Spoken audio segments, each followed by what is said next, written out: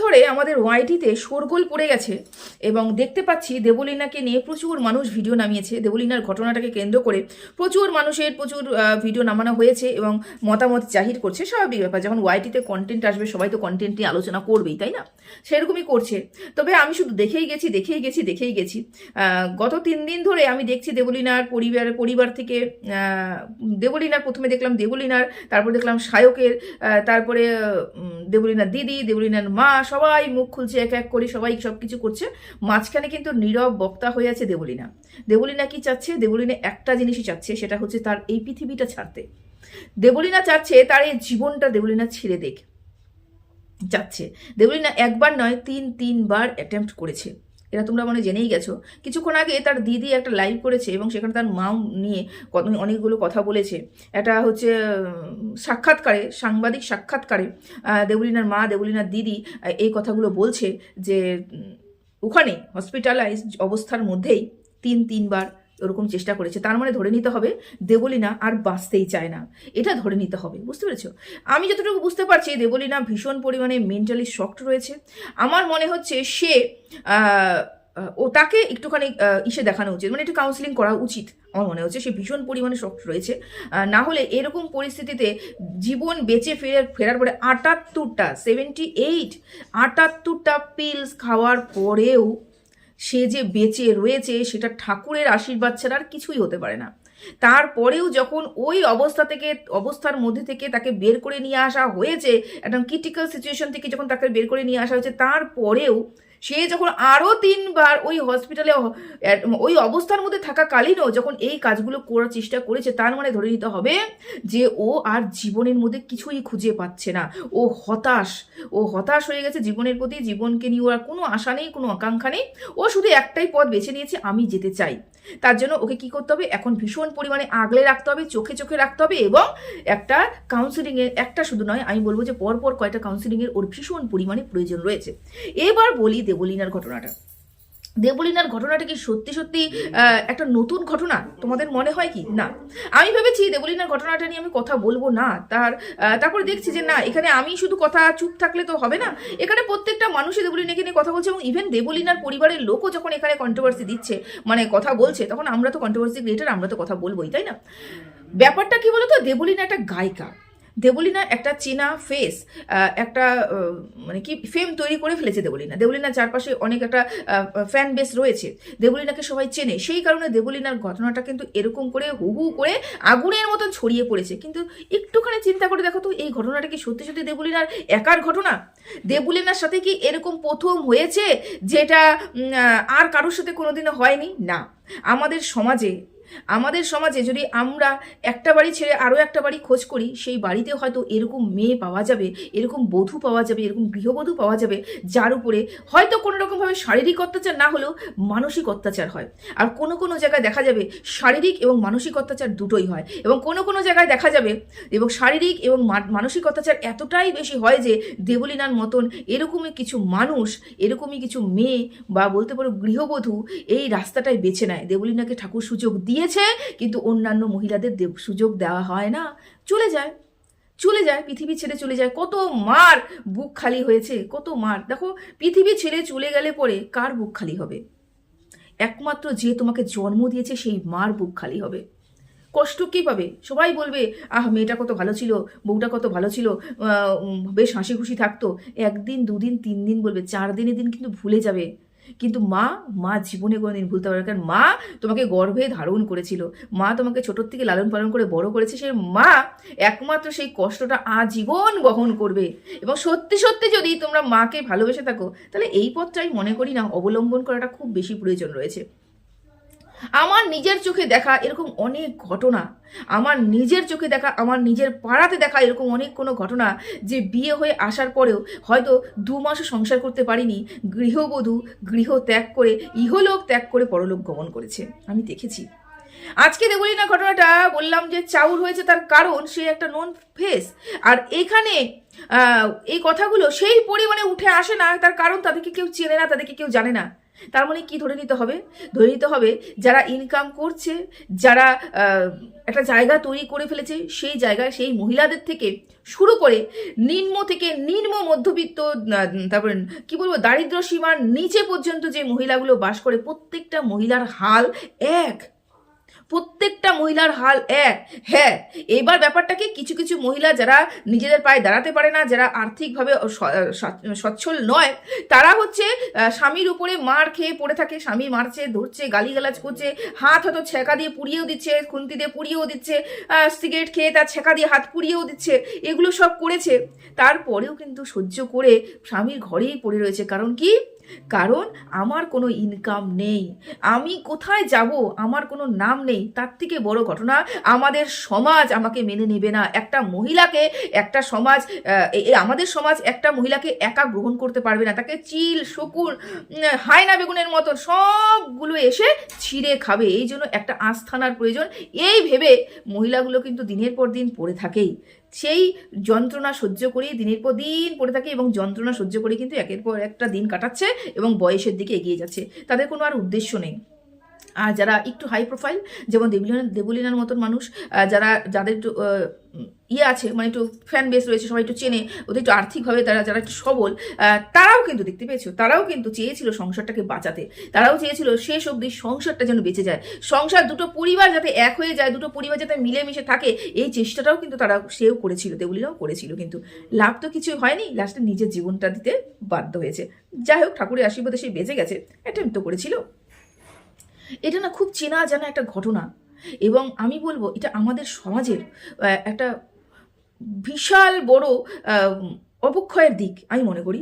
তার কারণ দিনের পর দিন যেই পরিমাণে নারী নির্যাতন হচ্ছে, যেই পরিমাণে বধূ নির্যাতন হচ্ছে, যেই পরিমাণে বধূদের উপরে অত্যাচার করা হচ্ছে, আজকে তুমি যে সোশ্যাল মিডিয়াতে ঘাটো, কোনো খবরের চ্যানেলে চলে যাও, নিউজ চ্যানেলে চলে যাও, বা পেপারেও যদি ঘাটো, তার মানে দুটো খবরের মাঝখানে একটা খবরই থাকবে বধূ নির্যাতন, তাই না? তা এটা একটা নতুন ঘটনা নয় যেটা একমাত্র এনার সাথেই হয়েছে, না, এটা একটা পুরনো ঘটনা যে দিনের পর দিন মানুষের সাথে হয়ে এসেছে। এবং এটা প্রতিবাদ কে করবে বলো? কে করে প্রতিবাদ? কাকে করতে হবে এই প্রতিবাদ? মা বাবা তো একটা কথাই বলবে, বিয়ে দিয়েছি। সমাজের দিকে, মুখের দিকে তাকিয়ে তো মেয়েদেরকে আগে ভাগে বিয়ে দিয়ে দেয়, যাতে সমাজে যেন কোনো কুৎসা নলটে, সমাজে যত মান সম্মানটা বজায় থাকে, সেরকম করে বিয়ে দিয়ে দেওয়া হয়েছে, মেয়েদেরকে বিয়ে দেওয়া হয়, এখনও অবধি দিয়ে দেওয়া হয়। আমি যারা একদম মেট্রো সিটিতে থাকে তাদের কথা বলছি না, কিন্তু যারা গ্রামেগঞ্জে থাকে তাদের কথা বলছি।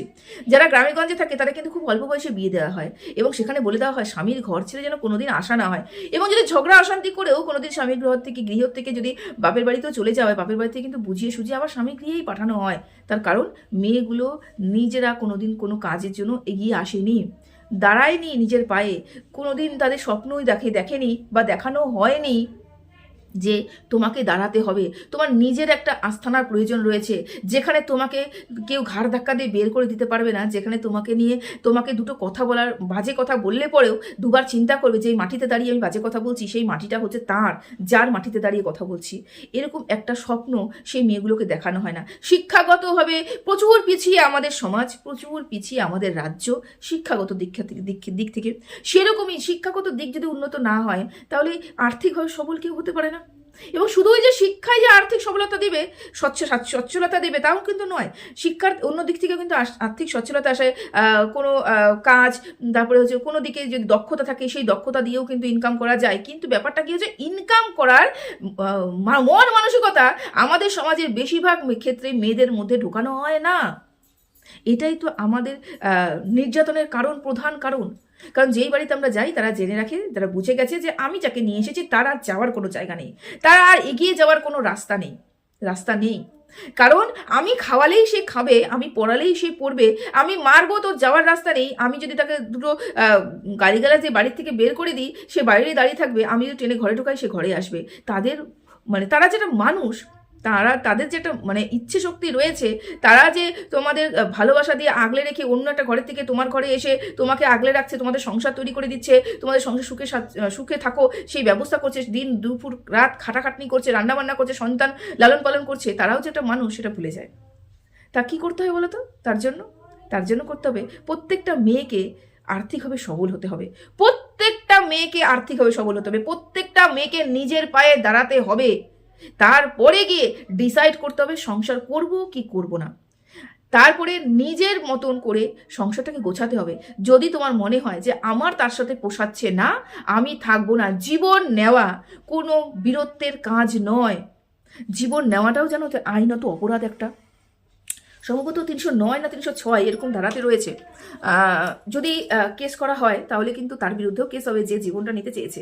এই জীবনটাও কিন্তু আমরা নিতে পারি না। যাই হোক, তো জীবন নেওয়াটা হচ্ছে একটা মূর্খামির কাজ। কারণ যেই মা ছোটোর থেকে ওই মেয়েটাকে মানুষ করেছে, বড় করেছে, এত সুন্দর জায়গায় পৌঁছে দিয়েছে, এত খাটাখাটনি করেছে শুধুমাত্র একটা পুরুষ মানুষের জন্য, শুধুমাত্র আমি একটা পুরুষ মানুষকে ভালোবাসি এবং সেই পুরুষ মানুষটা আমাকে ভালোবাসে না এবং সেই পুরুষ মানুষটা আমাকে সহ্য করতে পারে না, আমি তাকে দিনের পর দিন আগলে রাখার চেষ্টা করছি এবং সে আমাকে পাত্তা দিচ্ছে না, সে আমার গায়ে হাত তুলছে, শারীরিক অত্যাচার করছে, সেই পুরুষ মানুষের মুখের মধ্যে আগুন লাগিয়ে আমার মনে হয় বেরিয়ে আসাটা বেস্ট হবে। নিজে বাঁচলে বাপের নাম, বুঝতে পেরেছো? নিজে বাঁচলে বাপের নাম। আমি যদি বাঁচি তাহলে আমার বাবার নামটা আমিই করতে পারবো। আমি মরে গেলে পরে আজকে মরবো, কালকে কিন্তু আমাকে সবাই ভুলে যাবে, বুঝতে পেরেছো? তা এই যে জীবন নেওয়াটা না, এটা একটা ডিপ্রেশন থেকে চলে আসে আমি মনে করি।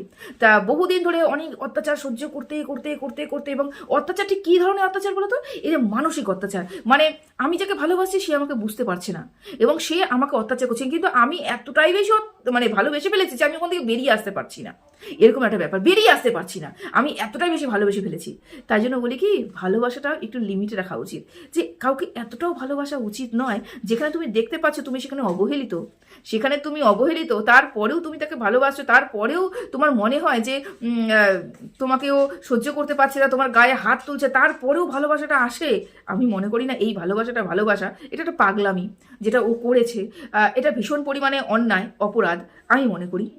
দেখো, ডিটেলসে তো সবাই আলোচনা করছে, যে কেন হয়েছে, কিসের জন্য হয়েছে, প্রবাহ কতটা খারাপ, কতটা ভালো। আমি কোনো স্টেটমেন্টে আসতে পারছি না, কারণ আমি দুই তরফের কথা শুনিনি, আমি শুধুমাত্র এক তরফের কথা শুনছি। আমি আরও এক তরফের কথা শুনবো, ডিটেলসে শুনবো, জানবো, তারপরে নাহলে বিচার করব, তারপরে না স্টেটমেন্ট দেবো কতটাকে ভালো কতটাকে খারাপ। তবে এতটুকু তো আমি বুঝে গেছি, মেয়েটা আপ্রাণ চেষ্টা করেছিল সংসারটাকে বাঁচাতে, আপ্রাণ চেষ্টা করেছিল ভালোবাসার মানুষটার সাথে সংসার করতে। ও কেন এই পদক্ষেপটা নিল? কারণ সে বলেছিল যে আমি যাকে ভালোবাসি তাকে আমি বিয়ে করেছি, তাকে আমি ছাড়তে পারবো না। সাথে সাথে সেই ভালোবাসার মানুষ আমাকে আর ভালোবাসছে না, বিয়ের 1 বছরের মধ্যেই হানিমুনে গিয়ে আমার গায়ে হাত তুলছে এবং আমার মাকে আমাকে ছাড়তে বলছে।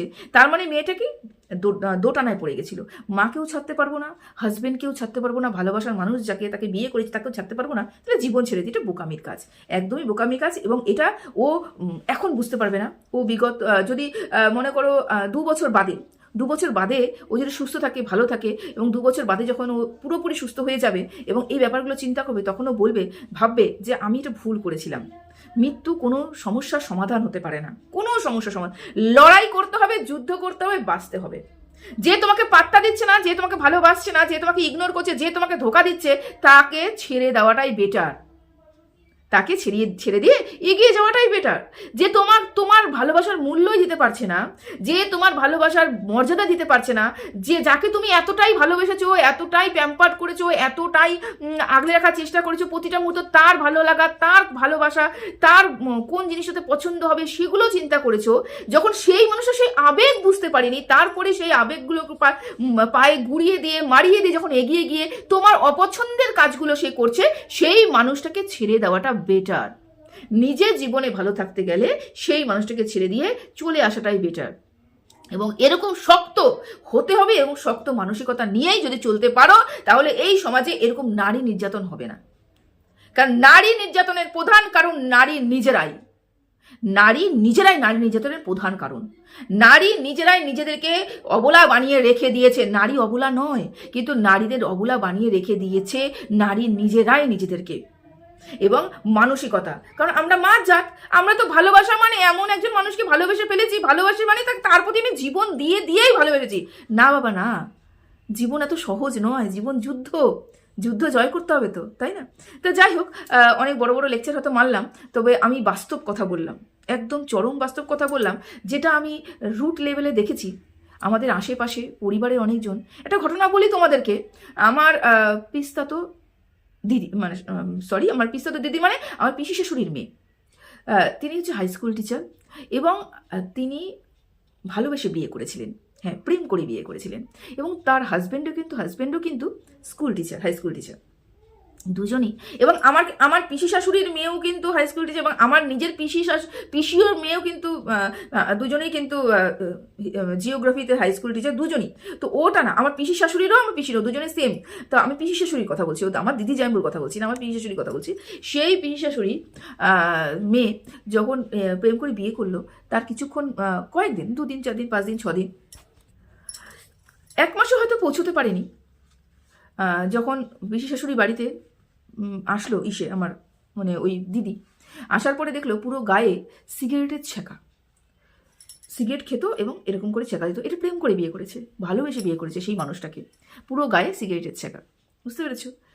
ঘরে এর থেকে তাকে বের হতে দিত না, এবং মায়না যখন চাকরি পেত, চাকরিতে যেত এবং ডিউটি থেকে আসতো, সে কতটুকুই বাইরে বেরোতে পারতো, তার বেশি বাইরে বেরোনোর কোনো অধিকার তার ছিল না। সমস্ত অধিকার তার কাছ থেকে ছিনিয়ে নেওয়া হয়েছিল। তারপরে তার গায়ে এরকম ছেঁকা দেওয়া হতো, যদি কোনো কথা বলতো তার গায়ে এরকম ছেঁকা দেওয়া হতো, এবং দিনের পর দিন শারীরিক নির্যাতন করা হতো। এই মানুষগুলোকে ভালোবেসে বিয়ে করেছিল, এই মানুষটাকে ভালোবেসে বিয়ে করেছিল, প্রেম করেছিল এই মানুষটার সাথে, সারা জীবন একসাথে থাকবে এই ইয়েটা করেছিল, দুজনে কি বলবো কথা দিয়েছিল। বাবা, ভাবা যায়? বিয়ের পরে 1 মাস যেতে না যেতে এই রূপ, তারপরে তার সমস্ত মায়না সমস্ত কিছু নিয়ে নেওয়া হতো। এরকম করে দীর্ঘ 6 মাস পরে দিদি স্ট্যান্ড নিয়েছে এবং ওখান থেকে বেরিয়ে আসতে পেরেছে। বেরোতে দেওয়া হচ্ছিল না, অনেক কিছু করে বের করে নিয়ে আসা হয়েছে, বেরিয়ে আসতে পেরেছে, তবু মরে যাওয়ার পরিকল্পনা করেনি। সেখানে বলেছিল জীবন একটা যুদ্ধ, জীবন যুদ্ধ, আমাকে জয় হতে হবে। মরে গেলে তো ভুলেই গেল সব কিছু, বেঁচে থেকে দেখাতে হবে তো, তাই না? তো জীবন এত সহজ নয়, মরে গেলে তো মরেই গেলাম, জীবন যুদ্ধে জয় করতে হবে, এবং প্রতিটা মুহূর্তে প্রতিটা পদক্ষেপে পরীক্ষা আসবে, পরীক্ষাকে পাশ করে আমাদের বেরিয়ে যেতে হবে। যাই হোক, এটা হচ্ছে আমার নিজের পরিবারের ঘটনা, এবং এরকমও আমার আশেপাশে অনেক ঘটনা রয়েছে যেখানে রুট লেভেলের কথা বললাম, যে মহিলাদের প্রথম নির্যাতনের কারণ আমরা সবল নই, আমরা আর্থিকভাবে দুর্বল, আমাদের আর্থিকভাবে সবল হতে দেওয়া হয় না, আমরা আর্থিকভাবে সবল হতে চাই না। আমাদের এই জায়গাটাতে থাকতে হবে, এবং আমাদের মানসিকতাও, আমাদের ইমোশনসগুলোকে কন্ট্রোল করতে হবে, আমাদের মানসিকতাকে একদম দৃঢ় মানসিকতা তৈরি করতে হবে, বুঝতে পেরেছো? তাহলেই কিন্তু এত নির্যাতন হবে না। যেটা বলছি পাশবিক অত্যাচার, মানে ওই যে বাইরে গিয়ে যে রেপ কেস এগুলোর কথা আমি বলছি না, কিন্তু আমি গৃহবধূর কথা বলছি। কিন্তু বাইরে যে ঘটনাটা, সেই ঘটনা আমাদের হাতে নেই, কারণ সেই ঘটনাটা কিছু 5-6 জন মানুষ যদি একটা মহিলাকে ধরে, কিছু করার নেই। যাই হোক, আমি ওই ব্যাপারটা নিয়ে আলোচনাই করছি না, ওটা তো আমাদের একটা সমাজের কলঙ্ক তৈরি হয়ে গেছে। আপাতত প্রতিটা মুহূর্তেই, প্রতিটা ক্ষেত্রেই আমরা শুনতে পাই 60 বছরের বৃদ্ধা থেকে 6 মাসের শিশু কন্যা পর্যন্ত রেপ্ট হচ্ছে। কি করবো বলো, এই ব্যাপারটা নিয়ে কি বলবো আর। যাই হোক, ওই ব্যাপারটা বাদ দিয়ে আমি গৃহবধূর অত্যাচারের কথাই বললাম, যে দেবলীনার এই ঘটনাটা একদমই মেনে নেওয়া যায় না, কারণ মানসিকভাবে ও সে ডিপ্রেসড রয়েছে বলে এই ঘটনাটাও করেছে। ওকে কাউন্সিলিংয়ের ভীষণ পরিমাণে প্রয়োজন। কাউন্সিলিং করতে যখন ও ঠিক হয়ে যাবে, যখন মানসিকতা ওর ঠিক হয়ে বেরিয়ে আসবে, তখন এই ভালোবাসাটা এতটা থাকবে না, তখন বুঝবে কোনটা অরিজিনাল ভালোবাসা, কে ভালোবাসে, কে ভালোবাসে না, কে তার পক্ষে ভালো, কে তার পক্ষে খারাপ, তার জীবন মূল্যবান। এই জীবন চলে গেলে আর জীবন ফিরে পাওয়া যাবে না, জীবন একটাই, তাই না? সুন্দর করে বাঁচতে হবে। তো চলো, সবাই ভালো থেকো, সুস্থ থেকো, টাটা।